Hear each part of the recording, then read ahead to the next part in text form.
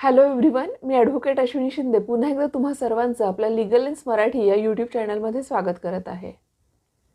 मी माझ्या बँकेला एखाद्या चेकचं पेमेंट स्टॉप करण्यासाठीचे स्वतः आदेश दिलेले आहेत आणि स्पेसिफिक तो चेक बँकेमध्ये आला आणि बँकेने तो चेक जो आहे त्याचं पेमेंट स्टॉप केलं, तर त्या चेकचा वापर करून माझ्यावर चेक बाउन्सची केस होईल का? तर होय, अशा केसेसमध्ये सुद्धा माझ्यावर चेक बाउन्सची केस होऊ शकते.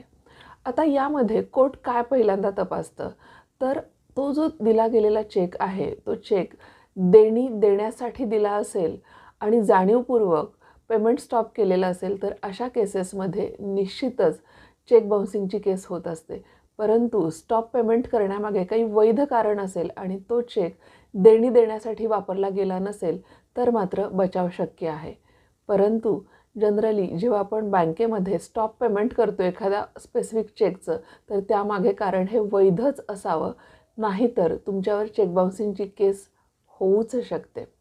अशाच नवनवीन माहितीसाठी आपल्या लीगल लेन्स मराठीला सबस्क्राईब करा. थँक्यू.